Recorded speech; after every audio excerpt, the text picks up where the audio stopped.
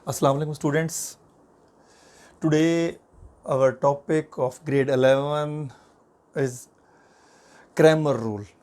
That is exercise 3.5, question number 1. That is very important exercise with respect to section C. Above 90% chances that one question is coming in your section C from exercise 3.5, because total of this exercise they have 6 question and one question it's compulsory coming from your board exam section C. The first method is the Cramer rule. That's very easy. You have already studied in the grade 9, but in grade 9 that is 2 cross 2 matrix, but here 3 cross 3 matrix. So we have to solve how to solve 3 cross 3 matrix. First of all, that you have to write in the form of matrix. How to write in the form of matrix? Like that is the coefficient of x. So first of all, we have to write the coefficient of x. We can use this place and also this place. It is little bit lengthy, but easy, right? If we will use that the place of this one, that coefficient of x 2, 3 and 5, right? Then 2 coefficient of y 2 minus 2 1, then coefficient of z 1 minus 2 minus 3. After that we have to write the variables which are using that in this matrix x, y, z. So we have to write x, y and z. In the next question it is given that x1, x2, x3. So you have to write here the coefficient and this second matrix write x1, x2, x3. अगर आपके पास third variable ना हो then you will write that 1. So then after that there is equal sign, so you have to use the sign of equality, and then after that again the third matrix by third column 3, 1 and 2. That is the matrix form from equation to the matrix. 3 equations थी. Equation number जैसे आपके पास अगर इसे कहेंगे ये 1 है, ये equation number 2 and that is equation number 3. So we make 3 equations into the matrix. Now we assume that the first matrix is A. This first matrix assume as A. The second matrix you will assume that X, and the third matrix assume that B. This assumption of this one x and b in the inverse method, but here we will use that only matrix A and B. And how to solve? So we will solve it here. First of all, the first matrix A, you have to find a determinant. The determinant notation is the straight line of the matrix, straight, not a bracket like that. So we have to write a straight line of a matrix like here. Okay, 2, 3, 5,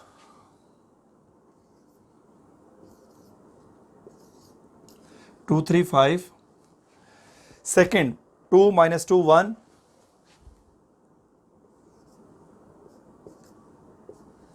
And the third, 1 minus 2 minus 3. 1 minus 2 and minus 3. जगह को यूँ बचा लें ताकि क्योंकि आगे हमें जगह यूज़ करनी है. तो जी बेटा हमने अब इसके वो लिख लिए आपके कोफिशिएंट लिखने के बाद अब हमने इसका डिटर्मिनेंट निकालना है. How to take its determinant? That first of all you will write the first row like that is 2, you will write remain same and here we will fill the place of determinant. Second की हम sign change करेंगे. आपके पास पहले भी आपने 3.3 में पढ़ा है, बाकी इनवर्स के अंदर मज़ीद एक्सप्लेन कर दूंगा आपके पास. और आपके पास थर्ड की कोई साइन नहीं चेंज करेंगे, जो साइन होगी वही यूज़ करेंगे और वो element. According to the rule of determinant कि आपके पास जब ये इस एलिमेंट का रो का 2 लिख रहे हैं तो इससे related row and column both will be cancel.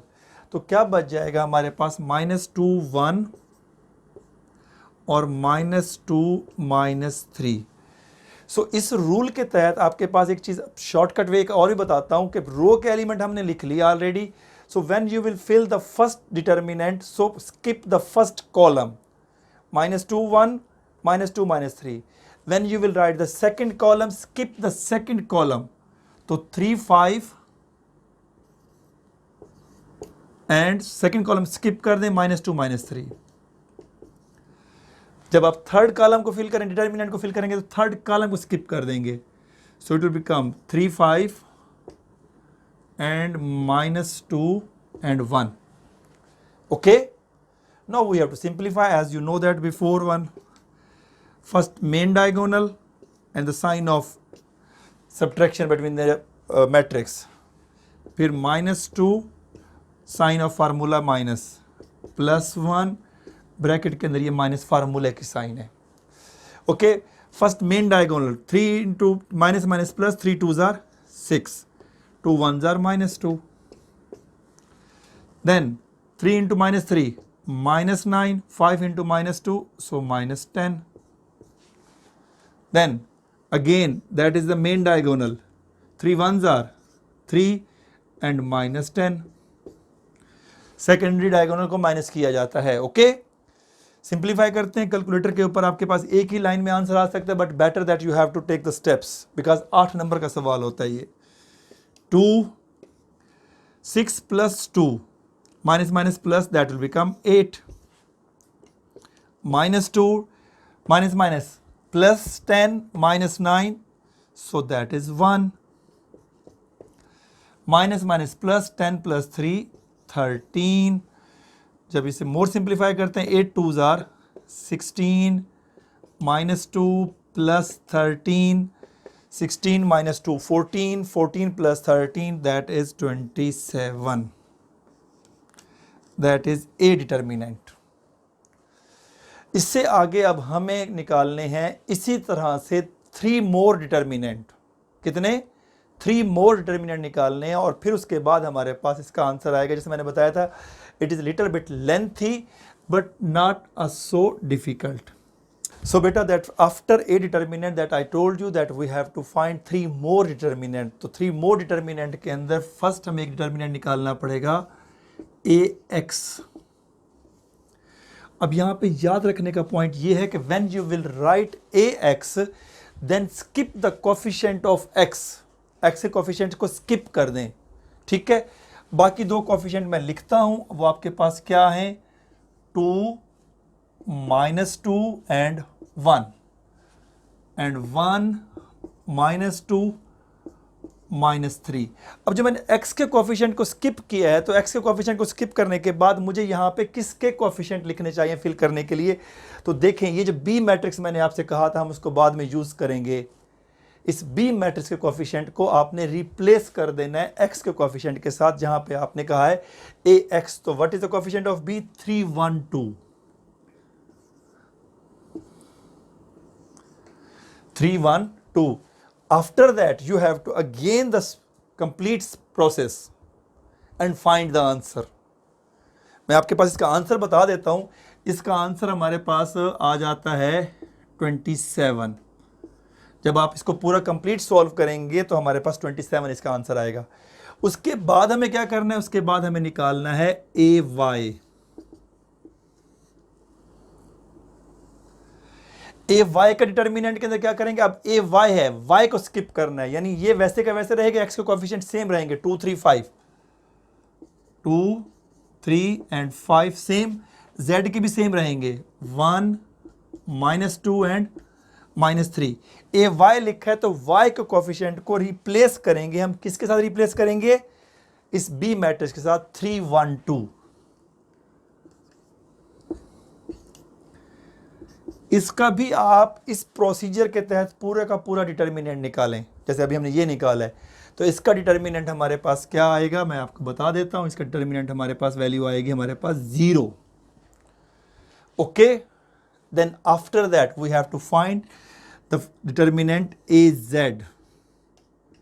क्या करेंगे? AZ में किसको स्किप करेंगे? कोएफिशिएंट ऑफ Z को, और रिप्लेस कर देंगे किसके साथ? मैट्रिक्स B के साथ। इसका मतलब x के कोएफिशिएंट वैसे रहेंगे, 2 3 5, y के कोएफिशिएंट भी सेम रहेंगे, 2 -2 एंड 1, और z के कोएफिशिएंट किससे रिप्लेस कर देंगे हम? मैट्रिक्स B के साथ, जो इसके कोएफिशिएंट क्या है? 3 1 3 1 and 2, और इसकी भी वैल्यू आपके पास मैं बताता जाता हूँ, इसकी भी वैल्यू हमारे पास क्या आएगी 27। ये तो हो गए 4 डिटर्मिनेंट जो हमने निकाल लिए। अब हमें तो वैल्यू चाहिए थी असल में एक्स वाई जेड की, जो स्टेटमेंट हमें कहती है find the value of X Y Z with the method of matrix, और मैट्रिक्स के अंदर भी कौन सा रूल यूज़ करना है हमने, क्रैमर रूल यूज़ करना है। तो बेटा अब उसकी वैल्यू निकालने के लिए आपके पास लास्ट में जब आप सारी वैल्यूज निकाल लेंगे, आपने ऐसे नहीं निकालनी जैसे मैंने यहाँ डायरेक्ट बताई है, आपने पूरे प्रोसीजर के तहत करनी है। मैंने आपको स्टेप्स बताए हैं हाउ टू सॉल्व।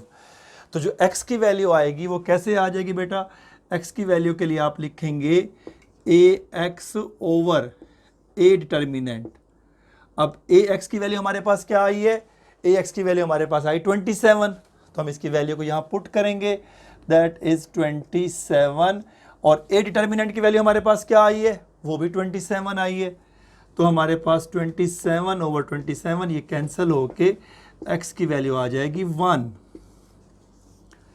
इसी तरह से जब y की वैल्यू निकालनी होगी तो y की वैल्यू हमारे लिए क्या आ जाएगी, y की वैल्यू के लिए ay over a determinant. ay की वैल्यू अब जब पुट करेंगे, ay की वैल्यू हमारे पास क्या है, ay की वैल्यू हमारे पास है 0, तो आप ay की जगह लिखेंगे 0 ओवर आपके पास a डिटर्मिनेंट, उसकी वैल्यू क्या है हमारे पास 27, तो 0 over 27, the value of y is equal to 0. Then the value of z, when we will find that az over a determinant, that is az value, what is the value of az? Az value is equal to 27. So 27 over 27 cancel, that is 1. The value of z is also equal to 1. In such a way we will get the value of x, y, z with the help of Cramer rule. Which rule? Cramer's rule. कितने determinant निकालने हैं, 4। पहला determinant simple straight जो उसके coefficient दिए गए उसका, then after that you have to find determinant of ax। ax में किसके कोएफिशिएंट को रिप्लेस करना है मैट्रिक्स b के साथ, good, that is x coefficient को रिप्लेस करना है। फिर हमारे पास निकालेंगे डिटर्मिनेंट ऑफ ay में किसके कोएफिशिएंट को रिप्लेस करना है मैट्रिक्स b के साथ, y के, good. Then after that we have to write az। z से मुराद क्या है, z के कोएफिशिएंट को रिप्लेस कर देना आपने किसके साथ, मैट्रिक्स b के साथ।